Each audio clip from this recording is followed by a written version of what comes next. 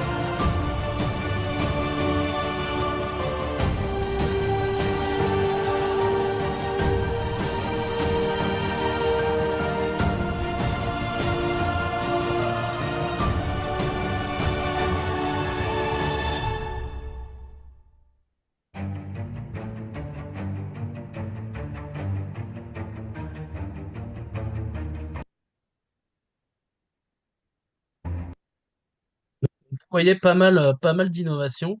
Et ce qui est intéressant, c'est, on va rentrer dans le détail hein, de tous ces items de ce petit overview.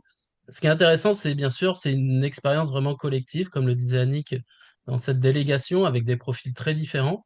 Et c'est vrai que c'était des jours intenses, hein, parce qu'on a fait rien que les 3 jours du salon, plus de 60 kilomètres à pied. Si on rajoute après tous les autres kilomètres qu'on a fait durant la semaine, on dépasse largement les 100 kilomètres. Donc beaucoup d'efforts physiques aussi pour les membres de la délégation. avec aussi pas mal de rencontres. On a eu la chance d'être reçu une nouvelle fois par Thomas Serval, qui nous a encore fait une vraie masterclass hein, sur l'innovation santé et qui a une vraie vision globale de l'innovation au sens large. Et donc, ça a permis vraiment d'avoir des échanges très riches. Et puis, nous avons rencontré également un tout nouveau collectif qui a été créé en novembre, qui s'appelle Girls and Tech, avec plusieurs startups qui viennent du monde de la santé. Vous aviez Endolès qui travaille sur l'endométriose, Soned qui propose une solution d'IA sonore, et Advanced Care Technology également qui travaille sur les sujets autour du pied diabétique. Donc beaucoup de solutions intéressantes et des échanges très riches au cours de ce CES pour la délégation. Alors si on fait une petite synthèse avant de rentrer dans le détail de la santé animale et santé humaine, évidemment, l'intelligence artificielle était omniprésente et on a beaucoup parlé à ce CES des IA agentiques et bien sûr aussi de l'IA physique, c'est-à-dire l'IA qui sort complètement des simples ordinateurs et qu'on retrouve dans les objets, que l'on retrouve dans des robots humanoïdes, dans des objets connectés, etc. Donc, l'intelligence artificielle était vraiment omniprésente, avec un marché aussi des objets connectés et des wearables qui est vraiment drivé par les bacs connectés. On en a vu énormément, comme l'année dernière, avec un niveau de maturité de plus en plus important. La prévention était également un thème très important au CES, avec ce thème de la longévité, qui était un des claims centrales aujourd'hui de la santé dans ce CES à Las Vegas. Et puis une forte présence aussi de ce qu'on va appeler la neurotech, beaucoup de solutions autour des maladies dégénératives, autour de solutions aussi pour de la rééducation neurologique. Donc pas mal de choses et bien sûr toujours le handicap, le sommeil, la santé mentale très présente et puis on l'a vu, la PetTech aussi toujours présente et Annick rentrera plus en détail avec beaucoup de solutions de plus en plus matures. Donc je propose Annick de te laisser la parole pour évoquer ce que tu as pu découvrir en santé animale. C'est avec plaisir que je vais essayer de vous raconter tout ce que j'ai pu voir, tout ce qu'on a pu voir, essayer, tester tout au long de ces années. La première chose qu'il faut remarquer, c'est que aujourd'hui, au CES, le CES, bon, on est bien d'accord, c'est quand même la grande vitrine mondiale des nouvelles technologies. C'est l'endroit où les startups sont invitées, ont une place tout à fait importante, tout à fait prépondérante. Et dans cet écosystème, la PedTech progresse tous les ans. En 2019, il devait y avoir petite dizaine d'exposants qui parlaient ou qui montraient des solutions en santé animale. Ça a bien progressé et aujourd'hui, il y avait entre 40 et 50 exposants qui proposaient, qui présentaient des solutions pour les animaux. Donc aujourd'hui, la PETEC a sa place. C'est devenu une catégorie, un domaine exploité par le CES, hein, même si aujourd'hui il n'y a pas de hall PETEC ou il n'y a pas d'emplacement PETEC, la PETEC a vraiment dorénavant sa place et elle s'installe, je dirais, entre le lifestyle, hein, la vie courante, et la santé. Le CES, et ça c'est quand même très très important, c'est le seul salon au monde où on peut rencontrer un nombre extrêmement important d'exposants asiatiques. C'est le seul endroit où on voit et on rencontre ces exposants qui viennent de Corée, du Japon et surtout, on le verra, de Chine. Euh, Globalement, la place des Européens versus les Asiatiques baisse progressivement et pour la santé animale, c'était pas un salon, disons, européen ou américain. Contrairement à la Chine, et là je vais beaucoup vous en parler, la Chine s'impose, s'est imposée au CES dans tous les domaines, et on le verra tous ensemble dans les minutes qui viennent. La Chine s'impose dans le domaine de la santé des animaux, même si, je dirais, culturellement parlant, c'est pas vraiment leur fort. Par contre, sur la techno, ils sont très, très en avance. Alors, je vous ai beaucoup parlé de la Corée ces derniers temps. Maintenant, la Corée a toujours sa place, mais la Chine a devancé la Corée et la Chine est partout. Que dire de cette édition? C'est une édition riche. J'étais très heureuse d'y participer. On a vu beaucoup de produits qui sont maintenant matures, qui sont prêts à être commercialisés, voire qui sont déjà commercialisés, avec beaucoup moins de gadgets ou de produits qui n'ont absolument aucun intérêt et aucun avenir. Il reste à savoir comment ces produits qui sont maintenant prêts à aborder le marché seront utilisés par les utilisateurs potentiels. Et puis il reste bien sûr, face à ces Chinois et ces solutions, des problèmes de confidentialité et de sécurité. Que peut-on dire, slide suivante, des grandes tendances techno? Alors l'IA est partout, hein. L'IA, quand on parle CES cette année, il y avait vraiment de l'IA partout. Euh, c'est devenu le cœur de toutes les innovations. Alors qu'on parle de reconnaissance faciale, vous verrez, la reconnaissance faciale est partout pour les animaux. Qu'on parle de dispositifs qui sont aujourd'hui capables de donner, de traiter les données en données de santé, ou qu'on parle de computer vision. Les appareils, tous les robots qu'on connaissait, hein, les litières, les gamelles, les fontaines, sont maintenant en système de santé. Donc, ils captent des données, ils traitent des données, ils restituent des données, et ces données sont des données de santé, de bien-être individuel, personnel pour les animaux. Donc là, on a vraiment franchi une étape avec ces appareils. La surveillance par les trackers, par les caméras, permettent aujourd'hui d'avoir des signes très faibles, précurseurs de toutes les pathologies qu'on peut connaître, en particulier les pathologies chroniques. Ce qu'il faut noter, c'est que maintenant, en fait, on fonctionne en écosystème intelligent et les gens qui proposent des litières, des gamelles et des fontaines les proposent ensemble avec une application commune qui met en commun toutes les données de l'animal et qui peut avertir le propriétaire. Donc, c'est fini les appareils isolés avec des applications dans tous les sens. Maintenant, tout est rassemblé autour d'une application de santé pour le propriétaire. Et puis, bien sûr, convergence avec la santé humaine. La plupart des applications et des solutions qu'on voit en santé animale proviennent de la santé humaine. Alors, on va rentrer dans le détail et je vais commencer par un temps fort et quelque chose qui est en train de s'imposer dans ce type de salon. Ce sont donc des applications qui veulent non pas remplacer le vétérinaire, mais donner des conseils ou aider le propriétaire face à des problèmes de santé de son animal. Donc là, je vous ai mis deux exemples. Un exemple venant de Corée, donc l'iFet, hein, qu'on voyait pour la troisième fois au CES et qui permet à partir d'une photo de donner un diagnostic, et ce, dans des pathologies comme la luxation de la rotule, la maladie parodontale, l'obésité ou les problèmes ophtalmaux comme la cataracte. Ils annoncent une précision supérieure à 95% et ils disent qu'ils sont le premier logiciel approuvé par les autorités de santé coréennes pour le diagnostic de la luxation de la rotule. Le dispositif est proposé en Corée via des assurances de santé ou des plans de santé. Peekaboo, c'est pas vraiment du diagnostic, c'est plutôt du pré-diagnostic et du triage. Donc, Peekaboo permet en fait au propriétaire de savoir si la pathologie est grave, si la situation est urgente et s'il faut ou pas consulter un vétérinaire. Et puis, donne aussi des conseils de santé sur la conduite à tenir et la prévention dans différents domaines. Donc ça, c'est une tendance lourde, on en voit de plus en plus. Malheureusement, ces applications ne sont pas disponibles en Europe et je n'ai pas pu les télécharger pour les tester. On poursuit avec des systèmes aussi basés sur de la vidéo et là qui permettent en fait de surveiller les animaux. Ça, c'est très très proche de ce qu'on voit en fait pour les surveillances de bovins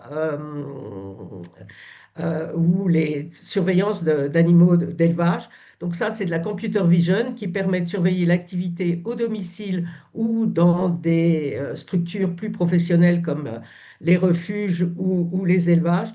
Et donc, ça surveille les animaux individuellement. Ça peut repérer chaque animal de façon individuelle. Ça repère son comportement et ça alerte le propriétaire de la structure ou le propriétaire de l'animal s'il y a le moindre dysfonctionnement, un stress, un malaise, un signe de maladie, des bagarres ou si l'animal s'enfuit. Il y a deux versions qui sont aujourd'hui disponibles, une solution perso, une solution pro. Ça vaut pas très très cher pour les particuliers, hein, moins de 10 euros. Pour les professionnels, ça coûte un peu plus de 500 euros par an. On continue par une tendance lourde, hein, j'en parle depuis plusieurs années. Euh, la santé, ça se surveille au quotidien et au domicile des propriétaires. J'ai mis trois exemples. Un tracker qui est à la fois tracker de localisation, de géolocalisation et tracker d'activité qui est couplé à une plateforme et qui va déceler toute anomalie, qui va d'abord enregistrer je dirais, l'activité normale de l'animal et dès qu'il y a la moindre anomalie, ça va la signaler au propriétaire. Donc ça, c'est un vrai système intelligent qui est basé sur un dispositif qui se trouve sur le collier sur le collier du chien, hein. À côté, vous avez un otoscope thermomètre. Bon, là, c'est peut-être moins techno. Ça permet de surveiller la température, de garder la température de l'animal par un système infrarouge. Bon, rien d'extraordinaire, mais c'est un petit appareil qui permet en fait de prendre la température de façon plus facile. À côté de ça, vous avez une plateforme qui permet en fait à la fois de donner à manger à son chat, hein. Là, on est chez le chat uniquement. Donc, il y a un petit bol pour que le chat mange. Et pendant que le chat mange, on va mesurer par impédance, on va mesurer sa composition corporelle, les pourcentages de graisse, de muscles, d'os, etc. C'est proposé et c'est déjà commercialisé en Corée pour les problèmes d'obésité et puis pour l'insuffisance rénale. En Corée, ça vaut 300 $. On continue, on continue, on continue avec nos robots. Alors les robots, j'en parlais tout à l'heure, on avait déjà toute une série de gamelles, de fontaines, etc. Maintenant, ce sont des vrais robots personnels. Ce sont des compagnons assistants de santé qui collectent toutes les données, bien sûr l'identité de l'animal par reconnaissance faciale, mais toutes les données de comportement de l'animal, le nombre de visites, pour les gamelles, le nombre de fois où l'animal est venu manger, ce qu'il a mangé, etc., etc., ce qu'il a bu. Tout ça est collecté et s'il y a la moindre anomalie par rapport aux habitudes, le propriétaire est donc le propriétaire est averti. Donc vous voyez ici un appareil tout à gauche, un des premiers appareils qui permettent de distribuer de la nourriture humide, donc avec la distribution jour par jour de pâté. Vous avez à côté un distributeur à la fois de croquettes et de pâté humide qui était présenté, et ça faisait partie des deux Français qui étaient au CES, présenté par une société qui s'appelle Yomi et qui propose donc pour les chats un distributeur de pâté humide qui doit être commercialisé dans les mois qui viennent avec possibilité de passer dès le mois prochain des précommandes. Le tarif 250 € en précommande, 350 après. À côté, vous avez un système à la fois fontaine et gamelle qui était présenté par une société suisse, hein, iTails, qui doit sortir elle aussi sous deux formes, avec et sans thermomètre, puisque vous voyez au-dessus de la caméra un système de thermomètre infrarouge. Ça vaudra 200 et 300 $. À côté, une litière connectée qui permet, en fait, qui est un assistant de santé urinaire, qui permet de déceler tout problème grâce au pH de la litière qui permet déceler tout problème urinaire ou rénal chez le chat. C'est disponible en Europe et ça vaut 200 $. On continue. On continue. Et pour les vétos, alors il y avait quand même, alors le CES, c'est un salon réservé aux professionnels, mais dont les solutions sont destinées au grand public. Il y avait quand même des solutions intéressantes pour les vétos praticiens.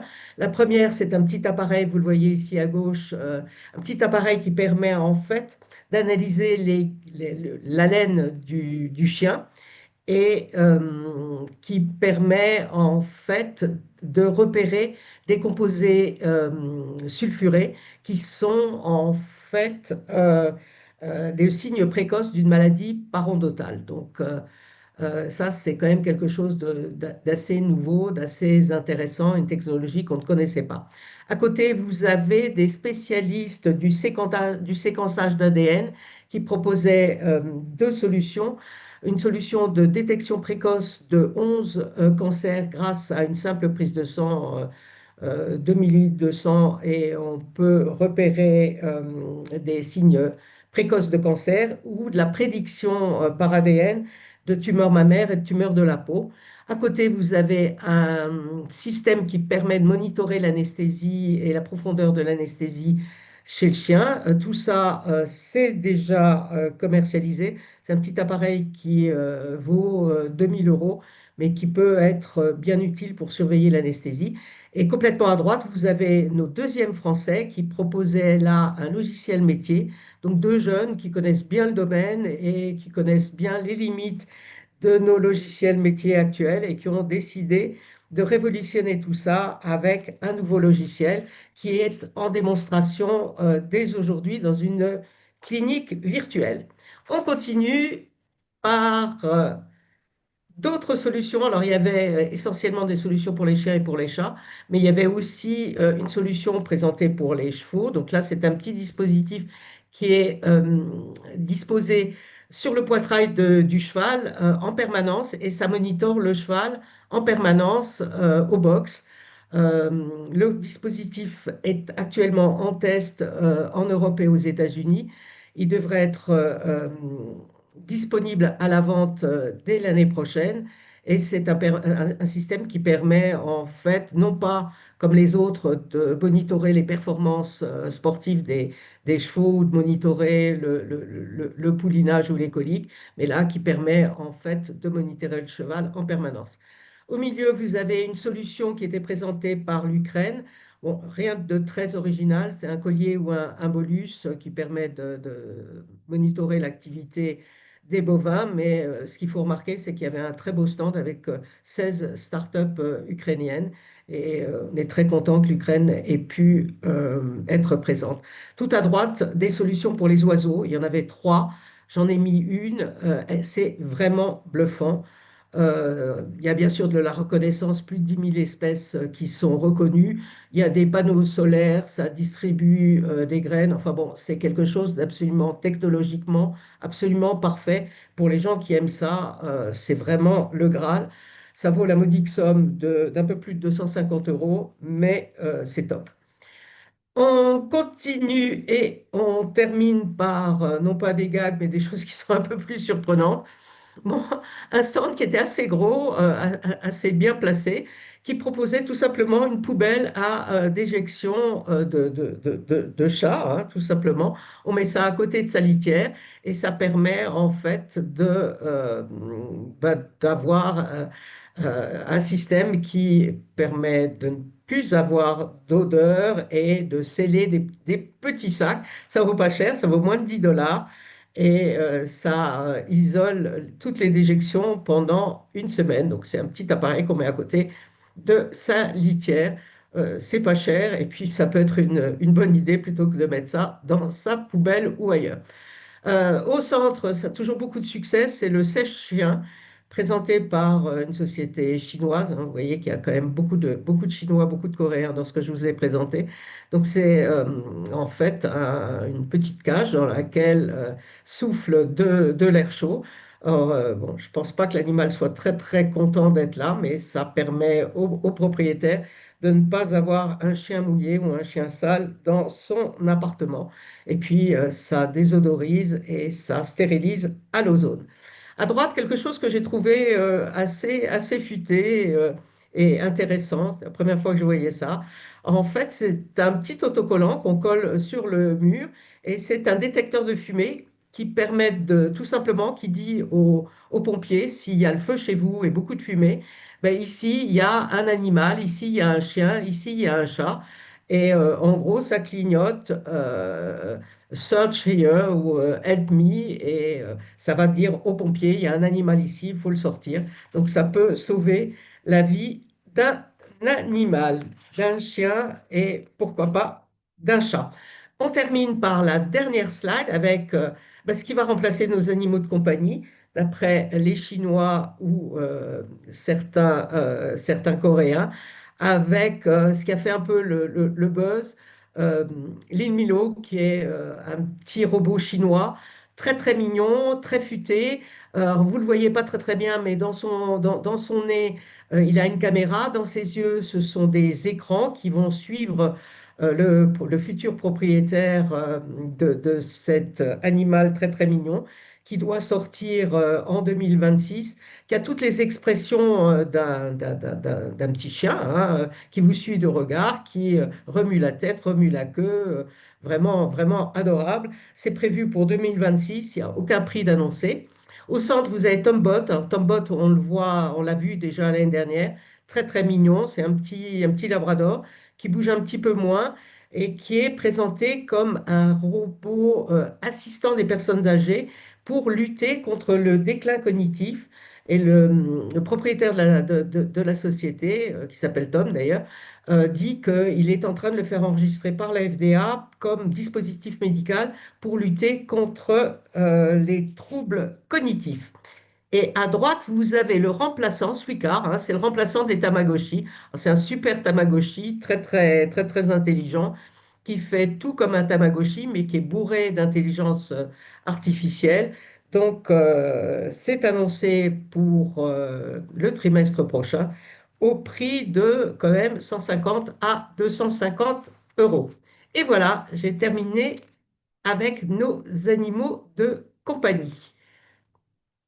Merci beaucoup, Annick. Donc, c'est vrai qu'on a vu hein, peut-être un peu moins en volume de solutions, mais des solutions plus matures en santé animale. Donc, maintenant, je vous propose de se plonger un petit peu sur la santé humaine. Ce qui est intéressant d'observer cette année, c'est que la santé était une vraie verticale du CES. C'était pas un thème parmi d'autres, c'était vraiment un enjeu majeur pour ce CES, où il y avait notamment le Digital Health Summit qui était organisé au sein du CES, avec à la fois des conférences, un espace d'exposition, où là, pour une fois, vraiment, toutes les solutions santé étaient concentrées au même endroit, donc au Venetian Expo, donc au-dessus de l'Eureka Park où il y a eu pas mal de sessions thématiques avec des keynotes, des conférences, des pitchs de start-up aussi. Il y avait également ce qu'ils ont appelé un Digital Health Lounge. C'est un espace dédié vraiment aux rencontres, au networking, avec la possibilité de Non, je l'ai rencontrer pas offert à mal Véro, d'acteurs de santé. chez Véro. Euh, et puis le Digital Health Mixer, qui permet aussi d'avoir des afterworks qui ont permis d'avoir des échanges et d'étendre les collaborations au-delà des différentes solutions qui étaient présentées. Si on regarde un petit peu au niveau des conférences, il y a eu plusieurs grands thèmes abordés. Le premier, évidemment, l'IA et la data, hein, qui était central. Ce qu'on le voit aujourd'hui, c'est présent partout dans la personnalisation des soins, dans le parcours des patients ou dans tout ce qui est aide aussi des praticiens à la décision clinique. Évidemment, les objets connectés, les wearables, très importants, très présents, avec cette mesure constante finalement des données physiologiques. La Femtech était encore un thème très important qui a été abordé. Et puis celui qui était un petit peu mis en avant cette année, c'est celui de la longévité et le bien-être tout au long de la vie, avec justement cette vocation d'être très centré sur la prévention. Donc beaucoup de solutions présentées sur ces thématiques-là. Si on devait retenir aujourd'hui trois innovations santé importantes au CES, donc évidemment c'est subjectif, hein. Il y a Swiss Imaging qui est un outil qui permet de faire de la télééchographie. Donc, c'est de l'échographie robotisée à distance qui permet vraiment d'avoir un diagnostic accessible partout sur les territoires. Donc, c'est une solution française hein, qui se développe de plus en plus et qui va essayer de démocratiser justement l'échographie portable. Il y a également Allergen Alert, vous l'avez peut-être entendu parler, qui a été cité par de nombreux médias comme une des pépites de ce CES, qui est une sorte de mini laboratoire portable qui permet de détecter les allergènes alimentaires en quelques minutes. Donc, vous pouvez l'emporter avec vous au restaurant, lorsque vous allez au travail, au self ou partout, où vous allez pouvoir prendre un élément de votre repas, le mettre dans le petit laboratoire pour détecter les différents allergènes. Donc ça, c'est quelque chose de très pratique et qui va être commercialisé dans les prochaines semaines. Et puis quelque chose qui nous a un peu bluffé avec la délégation, c'est Proto. C'est une IA holographique qui permet d'avoir des usages, notamment en téléconsultation ou dans d'autres cas d'usage.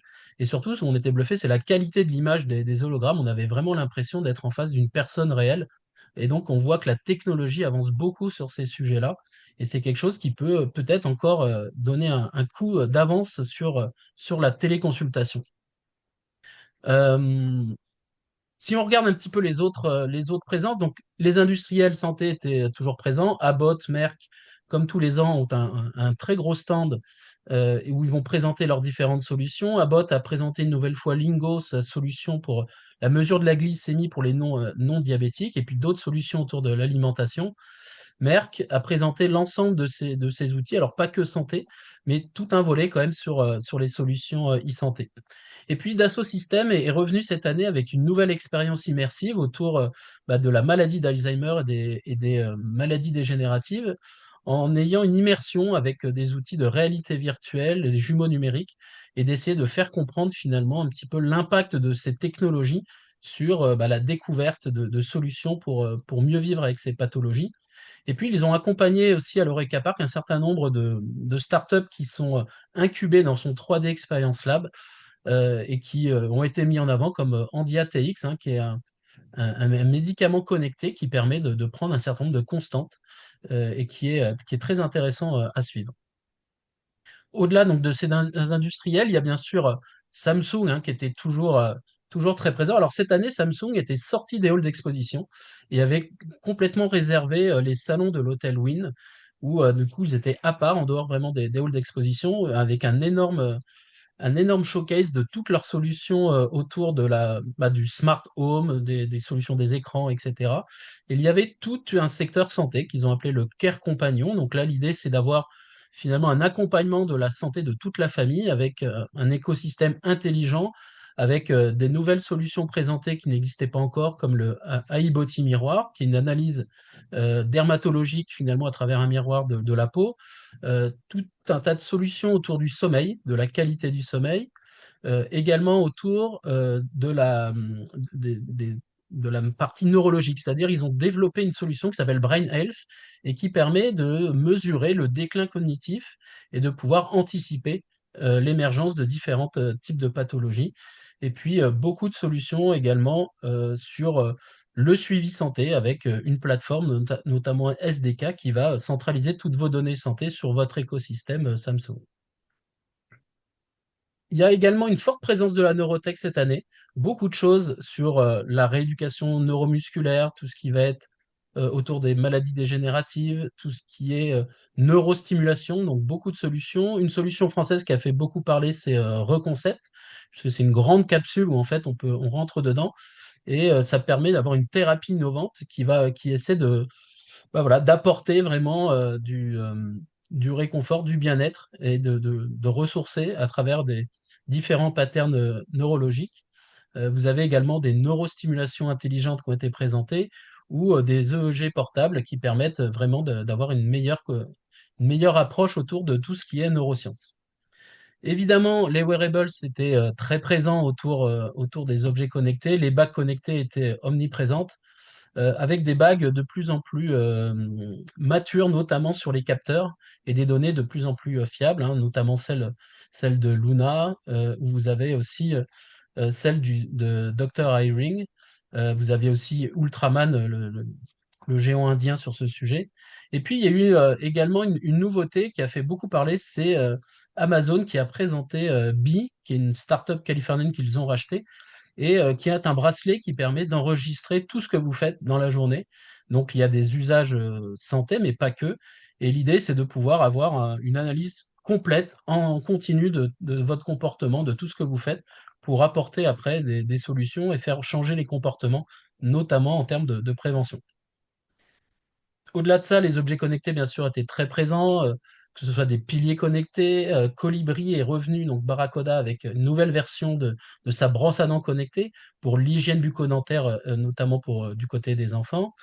Une solution aussi très intéressante, c'est Airflow, une solution qui permet de traiter la pression négative de l'oreille chez l'enfant, qui est connecté du coup avec un smartphone et qui permet d'avoir une mesure efficace. Et puis Weezings est revenu avec une nouvelle balance. Alors c'est pas une simple balance connectée, c'est une station santé qui a vocation à être vraiment sur cet axe de la longévité, de la prévention, d'avoir une analyse complète des informations santé.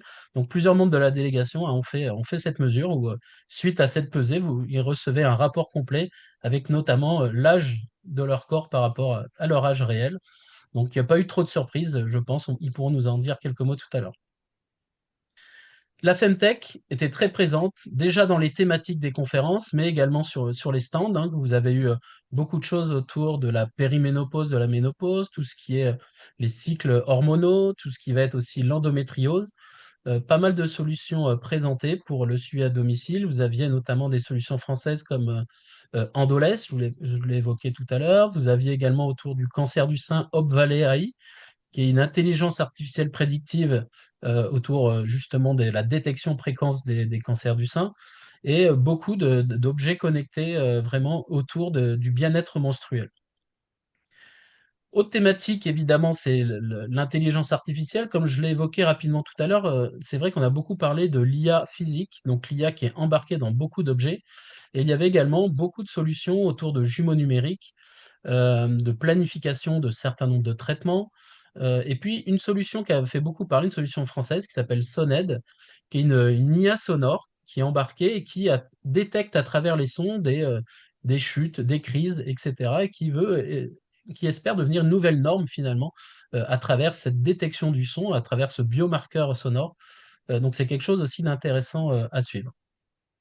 Évidemment, l'IA était très présente sur pas mal de solutions au niveau du diagnostic, sur tout ce qui est la détection précoce de cancer, tout ce qui va être sur les sujets dermatologiques, également tout ce qui va être autour de la cicatrisation ou le dépistage rapide d'un certain nombre de pathologies. Donc l'IA était vraiment omniprésente dans un très grand nombre de solutions.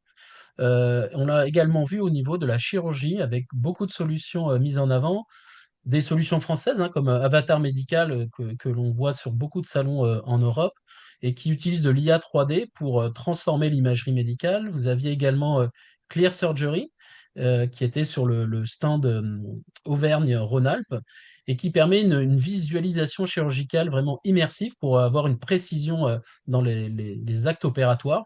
Donc quelque chose de très intéressant avec de la réalité augmentée. Et puis d'autres solutions qui révolutionnent aussi un petit peu toute la planification à travers de l'imagerie 3D et des outils de visualisation et d'interprétation également en amont des interventions. Comme je le disais, la longévité était très importante avec beaucoup de solutions, on va dire, un petit peu autour de la Silver Echo, du maintien à domicile, avec à la fois des airbags intelligents en cas de chute, de la surveillance également à travers des wearables. Luna a fait beaucoup parler aussi. C'est une IA ambiante qui finalement écoute et surveille à travers un petit boîtier tout ce qui se passe dans la pièce. Et puis des soutiens psychologiques avec des outils adaptés aussi sur l'accompagnement des seniors, comme un peu l'a évoqué Annick tout à l'heure avec Tombot, hein, des solutions pour aider les seniors à domicile à avoir aussi une aide à domicile. Le handicap est toujours un sujet très présent au CES, beaucoup de choses autour de la mobilité. Une start-up française aussi très intéressante, c'est Willmove, qui propose finalement de robotiser un fauteuil et qui permet, à travers ce petit boîtier qu'on ajoute finalement à son fauteuil, bah, déjà de pouvoir accéder à des terrains accidentés, de pouvoir plus facilement circuler. Et surtout, il y a une batterie, comme pour un vélo électrique, finalement, que vous pouvez recharger et qui va permettre de motoriser finalement ce fauteuil pour aller, pour que ce soit beaucoup plus fluide pour l'utilisateur. Siaptic également, une entreprise française qui s'appelait Arta France, qui était présente sous ce nom-là l'année dernière, et qui est une innovation qui combine à la fois bah, la partie haptique et IA, qui donne une vraie perception pour les personnes malvoyantes et non-voyantes, pour les aider à mieux se déplacer, et puis des solutions également comme Pocket Dot, hein, qui est un braille que l'on peut connecter, un outil braille qu'on connecte directement sur son smartphone, ou d'autres solutions de robotique aussi assistée pour les personnes déficientes physiques. Les exosquelettes sont toujours très présents et assez impressionnants à tester, parce que c'est des choses qui permettent vraiment bah, d'accompagner même le simple travailleur, hein, dans des tâches, et puis également pour des problématiques pour les enfants. Il y a eu beaucoup de choses sur la rééducation motrice des enfants qui ont été présentées, comme Cosmo Robotics ou ULS Robotics qu'on a présenté également. Donc des choses très, très pertinentes pour ce volet-là. Et puis au niveau du sommeil, hein, toujours un sujet aussi récurrent au CES, avec beaucoup de choses avec des bandeaux pour analyser le sommeil, avec l'accompagnement pour gérer les insomnies. Et puis une plateforme assez intéressante de Absence Medical, qui est une plateforme qui combine à la fois un volet olfactif qui est alimenté par IA pour détecter les irrégularités respiratoires, les apnées. Et donc c'est une solution qui est assez intéressante à découvrir. Et puis, il y a tout un tas d'autres solutions sur plein de sujets, hein, que ce soit des patchs intelligents, que ce soit des nouvelles solutions aussi de diagnostic scanner, des solutions autour de la santé mentale, de la détection aussi de cancer ou d'outils pour accompagnement aussi biologique. Des solutions évidemment autour aussi de la détection, de l'accompagnement des personnes dyslexiques, des lunettes intelligentes. Il y a celle de Lexilens, il y a celle aussi de Lily for Life que l'on connaît aussi en France. D'autres solutions pour accompagner également les enfants dans la gestion des émotions. Et puis des solutions aussi, notamment sur l'imagerie cérébrale, hein. Tiposi était quelque chose d'assez intéressant qui a été mis en avant et qui permet du coup d'avoir un scan très rapide sans radiation voilà, du cerveau.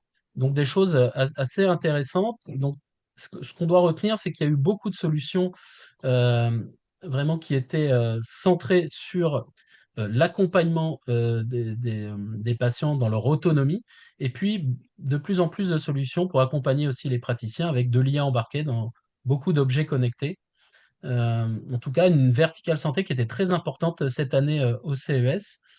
Et donc, je vous propose maintenant de regarder un petit peu les autres innovations importantes qu'on a pu voir, hein. L'idée, c'est d'aller le plus loin possible. Et puis ensuite, on pourra donner la parole aux membres de la délégation pour avoir un petit peu leur retour d'expérience. Alors, évidemment, cette année, les robots étaient omniprésents. Là, vous avez par exemple ce robot de LG qui a été un robot, on va dire, majordome, qui accompagne tout au long de la journée la personne au domicile. Beaucoup de robots qui ont été mis en scène dans différents types de situations. Alors, on a vu beaucoup de choses intéressantes. Alors, il y en a où il y a des latences qui sont très faibles, donc avec une fluidité assez importante. D'autres qui sont encore un peu plus, on va dire, qui ont besoin de développement, qui ne sont pas assez encore matures. Mais on a vu des robots dans plein d'usages différents. Donc, c'était vraiment le CES du robot cette année. Beaucoup de choses de démonstration assez intéressantes. Et on a passé pas mal de temps, c'est vrai, dans cette partie du salon pour découvrir toutes ces nouveautés qui préfigurent finalement le monde un peu de demain, avec ces robots humanoïdes qui intègrent de l'IA et qui vont prendre une place de plus en plus importante, notamment pour l'aide à domicile. Alors on a beaucoup parlé de robots, on va dire d'aide à domicile, ménager, etc. Mais on peut voir beaucoup d'usages possibles pour l'accompagnement des patients à domicile. Et pourquoi pas des usages aussi dans des établissements hospitaliers. Au-delà de ça, il y a eu aussi les voitures autonomes qui étaient très présentes. Alors, dans les rues de Las Vegas, vous aviez le minibus autonome Zoox qui circulait un peu partout dans les rues. Donc, on pouvait le commander gratuitement et puis circuler dans les rues. Vous en avez eu d'autres qui ont été présentés, des robotaxis. Celui de Waymo qui est le plus avancé. Uber a également dévoilé son robotaxi sans chauffeur qu'ils ont conçu avec une startup qui s'appelle Lucid. Et puis d'autres aussi, d'autres projets qui ont été mis en avant et notamment beaucoup de projets qui viennent d'Asie. Dans les autres technos, le gaming était bien sûr encore très présent avec la réalité virtuelle et l'aptique. Donc ça, c'est quelque chose aussi de récurrent au CES, quelque chose qui est très présent. Et puis, si on devait regarder quelques éléments insolites, hein, vous aviez des aspirateurs donc avec des bras pour pouvoir monter les escaliers, des couteaux de chef qui vibrent également pour une meilleure découpe, des faux ongles connectés qui permettent de changer de couleur en permanence, ou quelque chose qui a pas mal aussi fait le buzz, c'est les écrans OLED avec des hologrammes, donc, notamment celui de l'ePro Ami qui se présente un peu comme son âme sœur où on peut échanger avec en continu. Donc ça, c'est quelque chose qui est très prisé, notamment en Asie. Voilà un petit peu pour ces solutions. Et puis si on devait retenir quelle est la vraie star finalement du CES, bah, la vraie star du CES, c'est quand même Nvidia.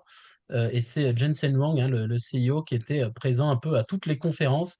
Parce qu'il faut savoir que toutes les annonces qui ont été faites par tous les grands acteurs de la tech, Amazon, Microsoft, Lenovo, Dell, etc., finalement, il y avait toujours Nvidia en partenariat. Nvidia était partout. Donc aujourd'hui, c'est vraiment le poumon de l'IA mondiale, hein. Nvidia est présent partout. La technologie d'Nvidia est présente dans toutes les solutions utilisées, dans tous les outils que vous utilisez au quotidien. Et donc, c'est vraiment la grande star aujourd'hui du CES. Donc voilà un petit peu pour ce panorama. Ce que l'on vous propose maintenant dans ces dernières minutes, bah, c'est d'échanger aussi avec les membres de la délégation pour avoir un petit peu leur retour d'expérience. Annick, bah, je te laisse peut-être présenter Sandra et puis lui poser quelques questions. Super, merci, merci beaucoup. Eh ben, écoute, Rémi, on avait, comme tous les ans, le grand plaisir d'inviter au CES, hein, pour une semaine le lauréat du prix de thèse qui est décerné donc tous les ans à un jeune vétérinaire qui a soutenu sa thèse dans l'année précédente. Et cette année, c'était donc Sandra Fourel qui était la lauréate et qui a donc passé une semaine avec nous. Et je vais laisser Sandra se présenter si Sandra est là et si elle m'entend. Oui, oui, c'est bon. Oui, c'est bon. Oui. Euh, Sandra, présente-toi en quelques minutes. Tu es sortie de l'école de Toulouse donc l'année dernière et tu as gagné le prix TES. Dis-nous comment et pourquoi. Et puis surtout, donne-nous tes impressions en quelques secondes. Tes impressions, c'était la première fois bien sûr que tu allais au CES. C'était ton premier grand voyage. Raconte-nous tout ça. ok, donc bonjour tout le monde. Donc effectivement, moi, je suis vétérinaire praticienne en médecine canine. Et donc j'ai eu le prix de thèse VetInTech en juin dernier. Ma thèse, elle portait sur l'élaboration d'un outil qu'on propose maintenant aux vétérinaires qui s'appelle RegVet et qui permet en fait d'enregistrer la situation dans son entièreté ou d'enregistrer derrière le vétérinaire qui résume sa totalité et d'en rédiger un compte-rendu toujours hiérarchisé, synthétique, avec quelque chose de standard qui nous permet d'avoir des comptes rendus propres, bien détaillés, avec toutes les informations nécessaires et qui nous permet également de référer facilement parce qu'on a mis en place des propriétaires, tout ça, pour faire gagner du temps tout en conservant un bon suivi des animaux. Donc voilà, voilà. Et je ne sais pas si vous m'entendez bien, j'ai Internet qui est un peu instable. Euh, Dis-nous, ensuite, Sandra, donc, ce qui t'a plu, ce que tu retiens, ton coup de cœur, Las Vegas, parle-nous de tout ça, quelques secondes. bon, déjà, c'était grandiose que ce soit tant le CES que Las Vegas, en fait. On est dans de la Et le CES, c'était hyper intéressant dans le sens où il y avait vraiment, ben, comme on l'a montré là, en fait, beaucoup de domaines moi, j'aime beaucoup le fait que c'était très axé sur la prévention parce que ben nous, au final, il y a plein de maladies qui passent par ça, par la prévention, par le suivi et aussi par le suivi vraiment très précis de l'alimentation, de la prise de boisson, tout ça. C'est des choses qui sont hyper intéressantes, notamment sur les maladies rénales du chat, tout ça, sur lesquelles on sait que c'est vraiment très important de manager tout ça. Donc, moi, j'ai beaucoup aimé tout ça et j'ai eu un petit coup de cœur pour la litière qui va en même temps, avec le pH, pouvoir donner des petits signes d'appel si jamais on a un pH anormal qui pourrait favoriser la présence notamment de calculs. Parce qu'on sait que ça, c'est des choses où nous, les animaux, quand on n'a pas eu avant d'analyse d'urine forcément, parce qu'il n'y a jamais eu de problème, on a des animaux qui peuvent arriver entre la vie et la mort parce que bah, il y a des calculs, que c'est bouché au niveau de l'urètre. Donc, si on peut en fait avoir cette prévention-là et éviter d'avoir ces animaux qui arrivent totalement bouchés et donc éviter ce drame-là, c'est super intéressant. Donc j'ai eu un petit coup de cœur pour ça. Merci Sandra. Voilà. Et du coup, peut-être sur le versant santé humaine, Dabia, est-ce que tu peux nous donner un petit peu ton retour d'expérience? C'était aussi ton premier CES. Oui, merci Rémi, merci Annick, en tout cas pour l'organisation de cette délégation. Pour moi, je suis venue dans le cadre de ma thèse à l'ESSEC qui porte sur l'IA générative, sur l'accès au marché dans les industries de santé.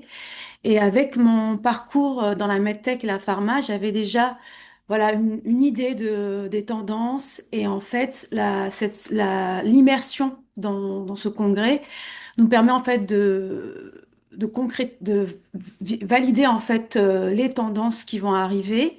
Et moi, en tout cas, ça m'a permis de vraiment de me repositionner sur mes envies. En tout cas, je me disais que les technologies qui m'ont vraiment marqué, je pensais que c'était de l'IA, mais ça a été plus la medtech puisque c'était vraiment des innovations très matures. Donc, il y a Swift Imagine et SkinMed. C'est des choses que j'avais déjà collaboré avec des startups qui travaillaient sur ces sujets-là, sur ces dispositifs médicaux. Mais là, avec l'intégration de l'IA, ça donne une accélération au marché, à l'accès au marché de ces innovations. Et donc, c'est vraiment ça qui m'a vraiment marqué, on va dire, dans les innovations. Et dans un point de vue plus CES, par rapport aux d'autres congrès que j'ai pu assister, c'est vraiment la qualité des keynotes. Donc, j'ai pu faire la keynote Lenovo. Donc, ça a été toute une mission pour pouvoir assister à cette keynote. Mais en tout cas, j'ai pas regretté justement l'intervention du CEO de Nvidia. Ça permet aussi d'avoir une vision sur les prochaines années, justement sur ce que va devenir notre quotidien, puisque toute l'IA, vraiment comme vous l'avez présenté, Annick et Rémi, vraiment s'introduit dans notre quotidien, que ce soit au niveau médical ou vie quotidienne dans nos maisons. Voilà, merci. Merci Dabia. Et peut-être bah, Claude, c'était ta deuxième année consécutive dans la délégation. Qu'est-ce que tu en retiens à la fois bah, de la délégation, du CES et puis de Las Vegas? Ah, ton micro. Claude était avec nous et il aurait disparu. Non, non, il a oublié il est en mute en tout cas. Moi je le vois, il est en mute. Ah, Faut juste qu'il remette son micro.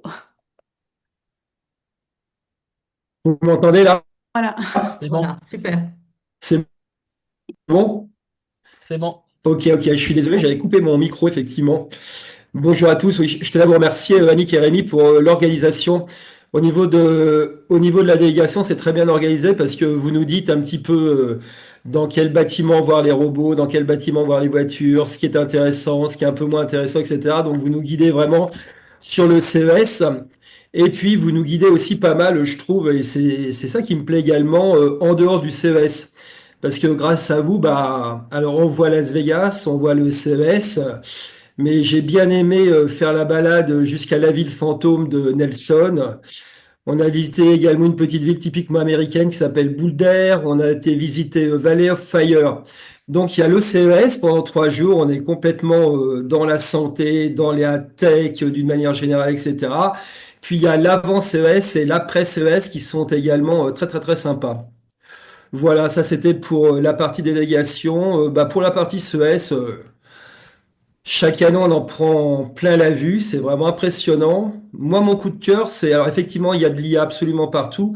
Moi, mon coup de cœur, c'est une petite boîte, une société française qui s'appelle Will Move, hein, qui permet d'adapter un kit sur un fauteuil roulant, sur un fauteuil roulant et qui permet de transformer ce fauteuil roulant donc en fauteuil roulant électrique et tout terrain à la fois. J'ai trouvé ça assez génial.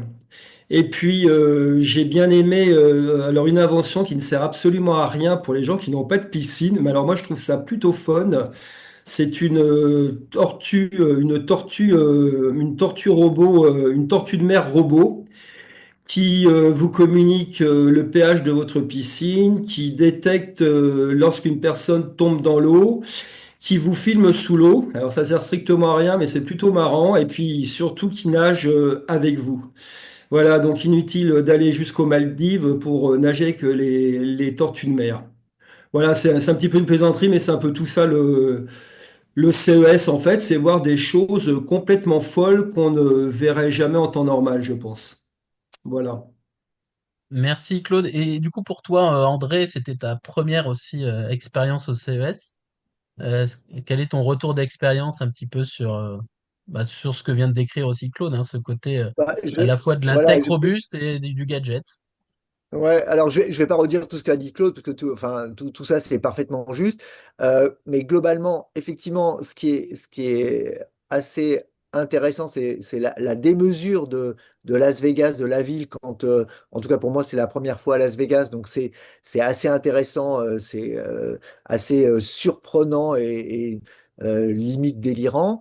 Mais ça va de pair avec la dimension du CES, parce que c'est effectivement, comme on l'a tous dit, euh, ça va dans tous les sens, c'est excessivement, c'est un bouillonnement de partout. Euh, Après, je pense que fondamentalement, ce qui est très important, en tout cas moi, ce que je retiens de la délégation, c'est que le fait d'y aller à plusieurs, déjà, on bénéficie de l'expérience du groupe qui a l'habitude, mais c'est surtout que le fait de se revoir, de faire un petit point en fin de journée, parce que on peut pas tous tout voir, et donc du coup on se nourrit les uns les autres, et on peut retourner le lendemain à quelque chose qu'on aurait éventuellement raté, etc., en fonction des affinités de chacun. Et puis pour faire bref, alors je suis totalement d'accord avec Claude, parce que moi c'était mon coup de cœur aussi, en plus de faire Cocorico pour Will Move, parce que devant cette dimension on va dire, innovante, électronique, technique, ben, on a quelque chose d'assez malin et astucieux. Et en plus, ça vient des Hauts-de-France, donc c'est plutôt sympa. Après, moi, je trouve qu'il y a un truc qui est assez intéressant. Euh, Rémi l'a évoqué, c'est le bracelet Bi, donc qui a récemment été acquis par Amazon. Alors c'est vrai que si on le regarde d'un point de vue santé, c'est intéressant pour les personnes âgées. On a parlé de longévité, etc. pour surveiller, parce que finalement avec un bracelet, donc quelque chose de très très simple, on peut capter toutes les conversations, elles sont archivées automatiquement, etc. Ça c'est absolument génial.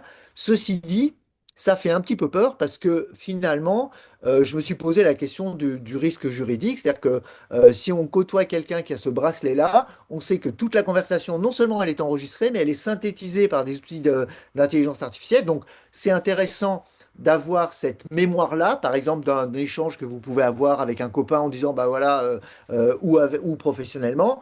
En revanche, derrière, je me suis posé la question du risque juridique d'un enregistrement sans que ça se voit, et surtout que c'est traduit, on va dire, avec l'intelligence artificielle en document imprimé. Et puis, dernier point, parce que ce qui est intéressant aussi dans le CES, c'est que on peut aller voir des choses on va dire, qui sont hors santé.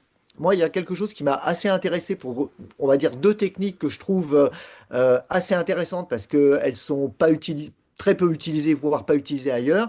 C'est un système chinois qui s'appelle Lokin AI, qui est en fait un système de fermeture de porte électronique avec une reconnaissance, etc., des codes. Mais ce qui est très intéressant, c'est que pour ouvrir et fermer la porte, en fait, c'est ce qu'on appelle la vein recognition, c'est-à-dire qu'en fait, on met la main et ça reconnaît les veines derrière. Et l'autre élément, c'est que ce petit outil-là, qui est sur la porte, en fait, qui sert de fermeture de porte électronique avec une petite caméra. Enfin bon, voilà, tout ce qu'on peut imaginer d'IA dedans, mais très intéressant. Ça n'est alimenté électriquement que par un spot. Donc c'est ce qu'ils appellent l'optical charge with no with light, c'est-à-dire juste une lumière qui tape sur le dispositif. Et donc, il n'a pas besoin de recharge de batterie, etc. Donc, je trouvais ça assez intéressant et je pense que ça va se diffuser un petit peu ailleurs. Voilà. Merci beaucoup André pour ce retour.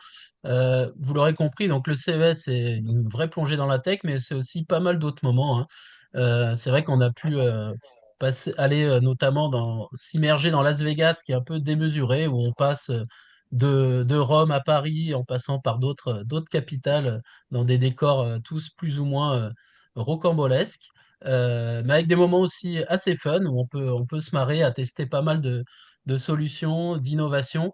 Et donc, c'est l'attrait aussi de cette délégation, avec aussi la possibilité de faire un peu du hors CES. Notamment, on a pu, grâce à notre voyagiste avec Bruno Combis, faire une virée aussi dans le Las Vegas des habitants, et puis d'aller découvrir un petit peu les contours de la ville, et puis évidemment la magie de Las Vegas, la démesure qu'on retrouve partout. Et puis c'est vrai qu'on a pu clôturer aussi cette semaine par une journée d'excursion, comme l'a évoqué aussi Claude tout à l'heure, à la fois dans le désert, dans des villages fantômes, et puis de profiter aussi, on a eu la chance de profiter d'un beau soleil pour cette journée d'excursion. En tout cas, si ça vous intéresse d'en savoir plus, puisque là, c'est vrai que c'était juste une overview, on va vous mettre à disposition donc un rapport, le rapport CES 2026, qui sera très complet. Puis il y aura plus de 150 pages avec toutes les solutions qu'on aura pu observer en santé animale et santé humaine.